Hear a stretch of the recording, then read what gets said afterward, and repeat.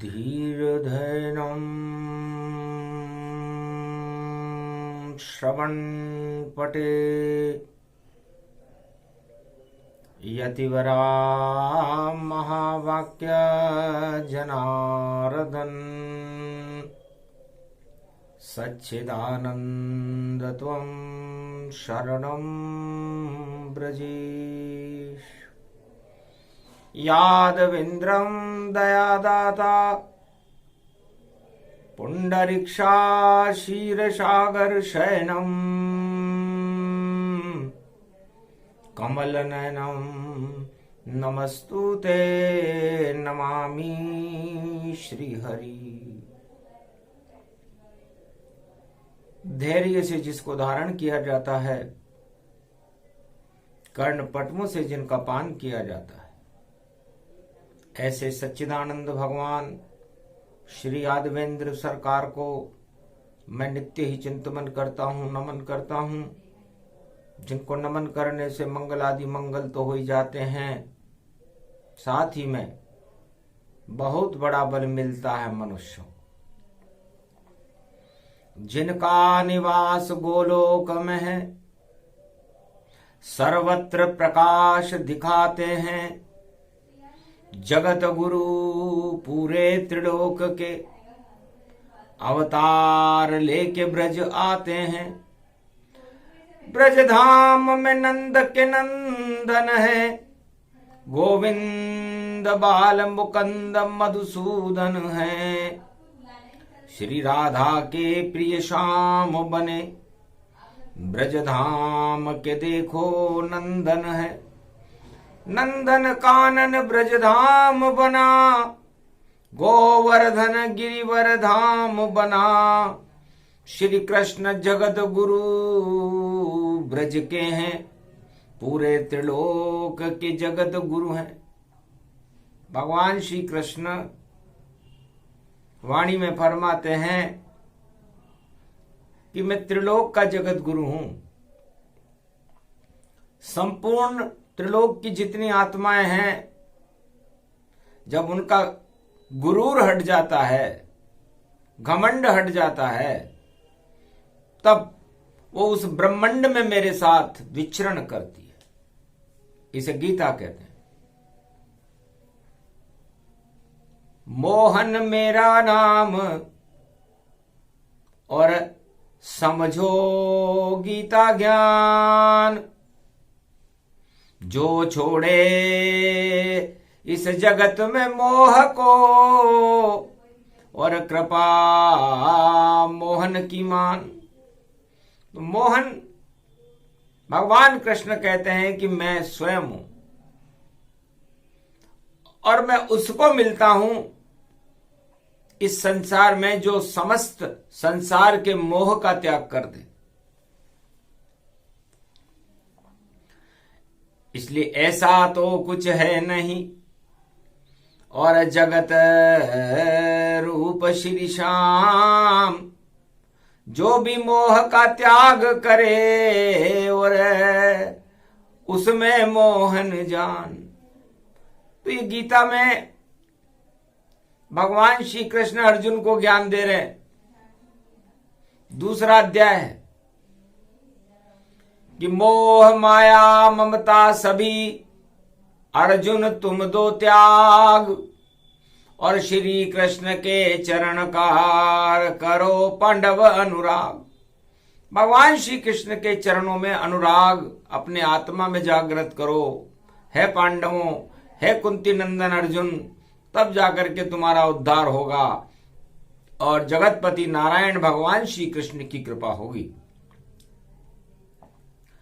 गुरुवार कल युग पड़े, और पड़ जाए अगहन मास। जितनी भारत में आत्मा श्री कृष्ण है उनके साथ। भगवान श्री कृष्ण कहते हैं कि भारत में कलयुग में इस समय 1.25 अरब आत्माएं हैं।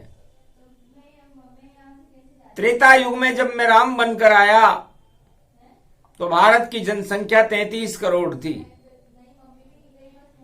देवता भी 33 करोड़ होते हैं। इससे रामावतार में 33 करोड़ देवताओं के साथ भारत में राम राज्य था। दानवता को मैं लंका में समुद्र में डुबो कर आया था, तो दानवता का तो कोई द्योतक चिन्ह था ही नहीं।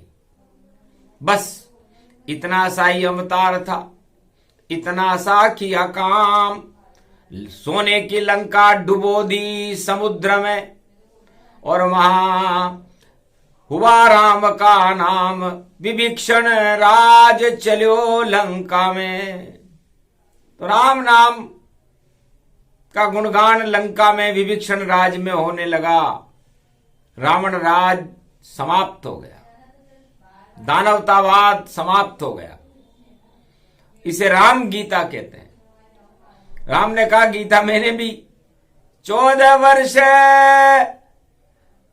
मैंने भी सुनाई, और ब्रह्मवेताओं संग लगन लगाई। मेरा भी वनवास काल था, मैं चला जंगल की ओर, और अवध से रामेश्वर तक राम नाम का शोर। भगवान राम कहते हैं कि वनवास में मैं गीता के ज्ञान को समझने के लिए मैंने वनवास लिया, क्योंकि गीता त्याग सिखाती है। और गीता अनवरत काल से, अनंत काल से गीता है। गीता का जन्म नहीं होता, और भगवान के हृदय में गीता सुरक्षित रहती है। जब करना हो इसका जन्म यहां, अवतार इसे प्रगटाते हैं। और राम ने गीता का किया परीक्षण, राज छोड़ कर जाते हैं। और अवध राज सब छोड़ दिया, और माता पिता को छोड़ दिया, और भाई बहन को छोड़ चले, और श्री राम अवध से चले चले। तो भगवान राम ने कहा मैंने गीता का अनुसरण किया। भगवान कृष्ण बनकर के तो मैंने गीता अर्जुन को सुनाई थी, लेकिन उसके पहले इक्ष्वाकु वंश में गीता को रामचरितमानस और गीता का श्रवण करने का सौभाग्य मुझे गुरु वशिष्ठ ने करा दिया था। इसे वशिष्ठ गीता कहते हैं। गुरु वशिष्ठ ने सबसे पहले दिया गीता का ज्ञान, बोले मुझसे गुरु वशिष्ठ, और त्यागो सब सम्मान। हे राम, आप राजा दशरथ के पुत्र हो, अयोध्या के युवराज हो, भारत के चक्रवर्ती सम्राट बनने वाले हो। ये तो आपको अपने आप ही मिल जाएगा, लेकिन मेरी इच्छा है, क्योंकि मैं आपका गुरु हूं, तो गुरु की इच्छा शिष्य से, और पहले त्यागो सब जाए, त्याग करो इस अवध का, त्यागो राज परिवार, पूरा राजमहल, पूरे परिवार और सबको त्याग कर दो। और त्याग करने के बाद उस त्याग को भारत की शक्ति बनाओ, और उस त्याग से भारत के ऊपर आने वाले समस्त खतरों को समाप्त करके दानवतावाद का नाम निशान मिटा करके दोबारा लौटो, तो गीता ज्ञान पूरा हो जाएगा। फिर होए राम गुणगान, और 33 करोड़ देवताओं में राम राज सम्मान, तब राम राज्य होगा भारत में। तो भारत के पहले युवराज त्रेता युग में भगवान राम ने गीता का अनुभव करने के लिए सूर्य वंश में भगवान राम का जन्म है। इक्ष्वाकु वंश से उन्होंने गीता सुन रखी है। भगवान कृष्ण ने जो 5686 वर्ष पहले गीता का अवतरण कुरुक्षेत्र मैदान में किया, इक्ष्वाकु वंश से सुनी हुई गीता को ही सुनाया था। तो अनुभव अर्जुन को करवाया, धर्म क्षेत्र भारत बनवाया, पर राम चले वनवास में छोड़ अवध का राज। धर्म कर्म विपरीत हो गए बोले वशिष्ठ महाराज, धर्म कर्म सब हुए विपरीता, और जब से गए राम और सीता। धर्म और कर्म राम जी के साथ चले गए और अयोध्या में उल्टे हो गए। तो जब धर्म और कर्म आदमी छोड़ देता है, गीता को समझने का प्रयास नहीं करता और भोगों में लिप्त हो जाता है, राजताज की इच्छा मनुष्य को दुखी कर देती है। ये गुरु वशिष्ठ ने राम जी को समझा दिया था। दशरथ समझ न पाए गुरु वशिष्ठ की बात, और केकई भी नहीं समझी थी और राज तिलक करवात। मुहूर्त भी गुरु वशिष्ठ ने निकाला राज तिलक का। सोचो, गुरु वशिष्ठ कोई मुहूर्त निकाले तो कोई मूर्ख तो नहीं है। जानबूझ कर ऐसा मुहूर्त और दशरथ दिया बताए, राज तिलक ही भंग होएगा राम राज नहीं पाए। ऐसा मुहूर्त बताया, भंग होने का मुहूर्त बताया, और राज तिलक योग भंग हो गया। केकई उसमें बाधा बन गई, और राम जी गीता की त्याग की सर्वोच्च पराकाष्ठा पर अपने भाई लक्ष्मण और अपनी धर्म पत्नी सीता के साथ ऋषि मुनियों से सत्संग करने लगे। बिन सत्संग धर्म नहीं होई, और सत्संग सब सब सुख होई। सबसे बड़ा सुख जगत में सत्संगत ही जान। सत्य का संगत जो करे वही गीता का ज्ञान। सत्संग किसे कहते हैं? सत्संग गीता का ही स्वरूप है। गुरु वशिष्ठ वाणी में फरमाते हैं कि जो सत्य की संगत करता है, सत्य के साथ चलता है, सत्य के साथ रहता है और सत्संग का श्रवण करता रहता है, वो गीता के अंदर अपने आप को जीता है। तो गीता के अंदर जिए राम लखन सिय जान। पंचवटीय पंच तत्व में और राम उसे ही मान। राम आत्मा जानिए और देह पंचवटी जान, और इसमें भर लो राम सिया को ये गीता का ज्ञान। सिया भर रामचंद्र शंकर हरिओम। तो सत्संग करा 14 वर्ष, और जितने भी संतों से राम मिले सबकी आत्मा में देखो और ज्ञान भक्ति के कमल खिले। संतों की हुई कृपा राम पर और राम प्रबल गति पाए। रामेश्वर स्थापना सागर तट हो ही जाए। और भगवान राम ने उस सारे ज्ञान के साथ, ज्ञान के गुरु भगवान शिव हैं, जो त्रिलोक के जगत गुरु हैं, उनकी स्थापना कर दी कि सारा ज्ञान अर्पित त्वे तू जगत गुरु शिव जान। और राम ज्ञान को भेंट करे बोले वहां पर राम। शिव जी भी हर्षित हुए सुनकर राम की बात। राम ज्ञान के ऊपर हो तुम इष्ट मेरे हुई जात। हे राम, तुम नारायण के अंश हो, 12 कला का अवतार हो, और बालक राम मेरे इष्ट देव हैं। इसलिए मेरे ज्ञान के ऊपर और बैठो आप श्री राम। और रामेश्वर दक्षिण बने देखो पावन धाम। राम और शिव की स्थापना और करी राम ने जाय।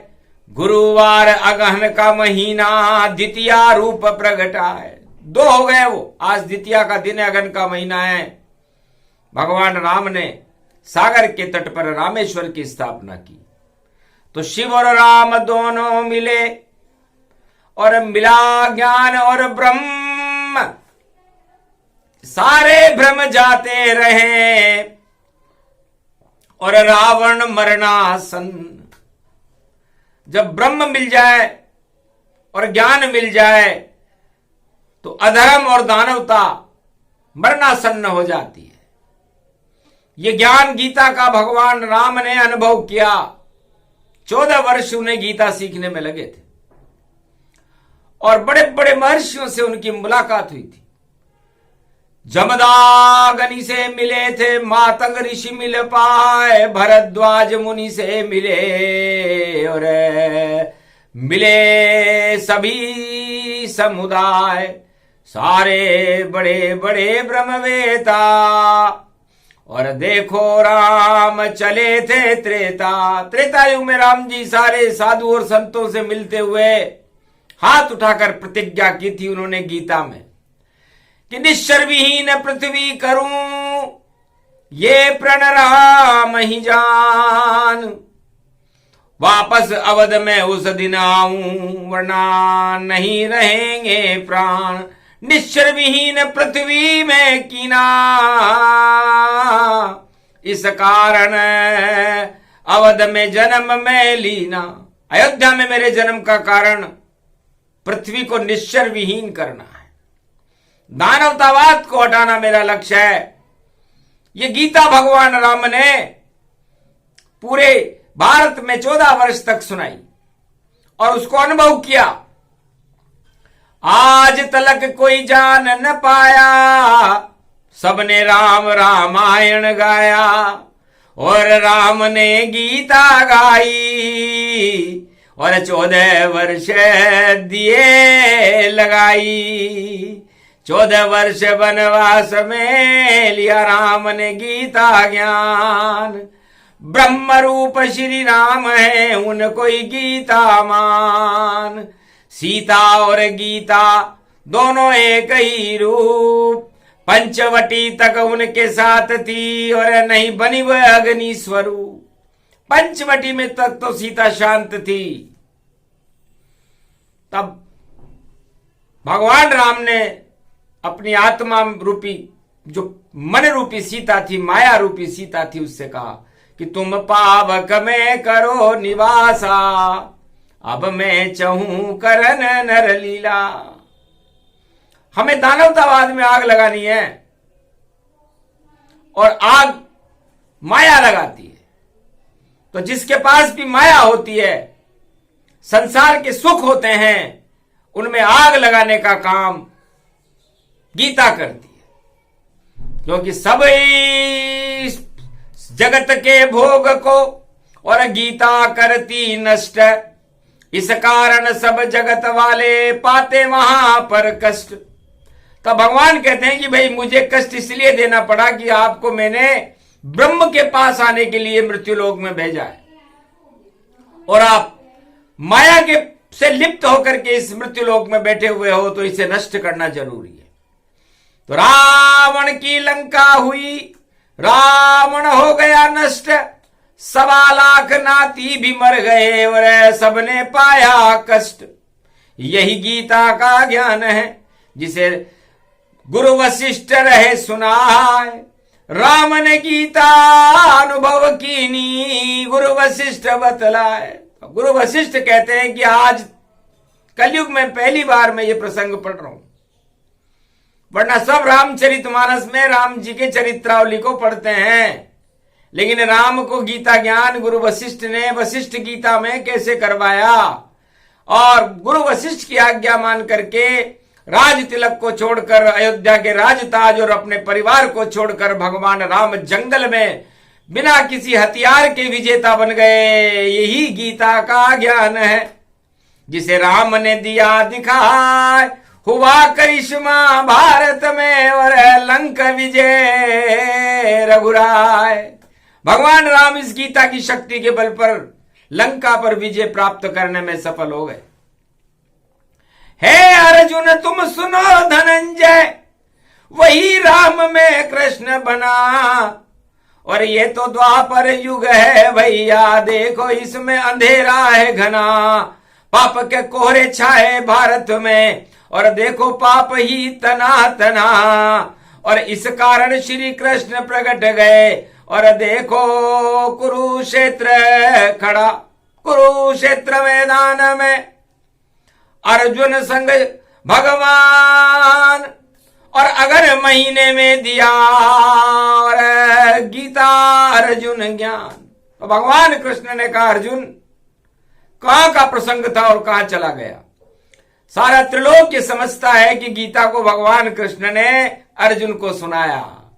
अरे भगवान कृष्ण ने तो राम बन करके इस गीता का अनुभव त्रेता युग में ही कर लिया था, और गीता कोई सुनने और सुनाने की वस्तु है क्या? गीता तो खुद समझने की वस्तु है। जो गीता को जान जाता है वो प्रकाश में चला जाता है, और जो गीता का त्याग कर देता है दीपक तले अंधेरा रहता है और अंधकार में फंसा रहता है। तो द्वापर युग में भारत की जनसंख्या 56 करोड़ थी, दुगनी थी, इसलिए आधा पाप था और आधा पुण्य था। कौरव और कौरव वंश पाप में था और 5 अक्षौणी सेना पांडवों की धर्म में थी, और उस समय अधर्म का बोलबाला था। तब बोले श्री कृष्ण, और सुनो अर्जुन तुम ज्ञान, और गीता अगहन में सुना रहे हैं तुम्हें कृष्ण भगवान। भगवान कृष्ण ने कहा अर्जुन, जब कुछ भी नहीं तेरे पास रहा तब देखो अंधकार में कृष्ण प्रकाश रहा, और कृष्ण की बांसुरी बजे ज्ञान की, पूरा त्रिलोक यहां खड़ा खड़ा। पृथ्वी और पाताल और आकाश में ज्ञान ही होए, और प्रेम बांसुरी ब्रज में बजाई, और यहां ज्ञान बांसुरी होए। भगवान कृष्ण ने कहा मैंने प्रेम की बांसुरी से महारास रचाया, सारे गोपुर ग्वालों को मैंने अपने प्रेम के बंधन में बांध करके और भगवान की भक्ति सिखा दी, क्योंकि निर्मल जन मन सो मोहि पावा, मोहि छल छिद्र कपट नहीं भावा। इसलिए सारे छल छिद्रों को समाप्त करके भगवान कृष्ण फरमाते हैं कि मैंने प्रेम के बंधन में ब्रज धाम को बांध दिया। लेकिन देखा धर्म जब और कौरव पांडव जान, अरे यदुवंश में श्री कृष्ण है जिन्हें नहीं यहां कोई ज्ञान। तो कृष्ण बोले अर्जुन से, और मैं अब ये अधर्म देऊं हटाए। अर्जुन तुम गीता सुनो और अब महाभारत करवाए। तो प्रेम की बांसुरी से भगवान कृष्ण ने आज से 5686 वर्ष पहले महारास रचाया, गोपुर ग्वालों के साथ रचाया, गोवर्धन पर्वत के आसपास रचाया, जमुना तट पर रचाया, राधे रानी के साथ रचाया। और अब ज्ञान बांसुरी बजे अर्जुन, और मैं महाभारत करवाऊंगा, और कौरव लीला सब समाप्त करूं, और पांडव को पुजवाऊंगा। महारास यहां अब होगा नहीं, मैं ज्ञान की बंसी बजाऊंगा। जब बंसी बजेगी ज्ञान की कुरुक्षेत्र में, तो मैं गीता को प्रगटाऊंगा। तो श्री कृष्ण की ज्ञान की बंसी, वही गीता का ज्ञान। अर्जुन ने उसको सुना तो छूट गया रे अभिमान। सारे घन घमंड अर्जुन के जाते रहे, अभिमान जाता रहा, 8 तरह के मद समाप्त हो गए, और भगवान श्री कृष्ण की कृपा उस ज्ञान बांसुरी से अर्जुन को और पांडवों को प्राप्त हो गई, पूरे भारत को प्राप्त हो गई। तो ज्ञान गीता का ही स्वरूप है, गुरुओं की कृपा का फल है, और यह फल अमृतमय है। और जो गीता सुनता है, गीता को समझता है, गीता के अपने जीवन में उतारता है, वह भगवान कृष्ण की कृपा का पात्र बन करके और बैकुंठ में चला जाता है। और जो गीता का त्याग कर देता है, मतलब ज्ञान का ही त्याग कर दे और अज्ञानता को अपना ले, तो 8 तरह के प्रबल मद, अज्ञान हूं गति जान, जो भी अपनाए अज्ञान को तो नहीं मिले रे भगवान। अधोगति में जाते हैं कौरव सब गति पाए, नरक लोक में चले गए जो भारत राज करा। भारत का राष्ट्राध्यक्ष था धृतराष्ट्र, दुर्योधन का पिता था। तो भारत के चक्रवर्ती सम्राट धृतराष्ट्र की क्या हालत हो गई अज्ञानता के कारण, और बड़े बड़े गुरुओं की क्या हालत हो गई। भीष्म पितामह और द्रोणाचार्य से पूछ लेना, बड़े बड़े योद्धाओं से पूछ लेना, जो कर्ण उनके साथ खड़ा था उसकी क्या हालत हो गई, जो सूर्य का पुत्र था। तो अज्ञानता बर्बाद कर देती है आत्मा को, इसलिए आत्मा को बर्बादी से बचाने के लिए ही गीता है। आत्मा को परमात्मा से मिलाना ही गीता है, सत्य के मार्ग पर चलना ही गीता है, सत्य का सत्संग करना ही गीता है। तो गीता नहीं किताब है कोई, और गीता कृपा कृष्ण की जान। जिस पे कृपा कृष्ण कर देते उसको होता गीता ज्ञान। पर किताब पढ़ने से क्या होगा? भारत में कलयुग में हजारों नहीं लाखों लोग गीता पढ़ते हैं, पढ़ने से क्या होगा? तोता रटंत नहीं गीता है, और यदि कोई इसको पढ़कर जीता है और फिर भी अधर्म को पीता है तो खाली रीता रीता है, खाली रह जाता है। गीता पढ़ने का विषय नहीं है, गीता सुनने का विषय नहीं है। गीता अपने जीवन में अपनी आत्मा में उतारने का अमृत है।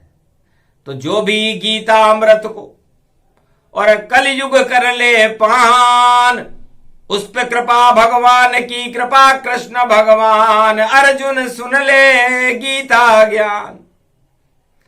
तो ये गीता ज्ञान है, और गी शब्द में तो बहुत कुछ होता है,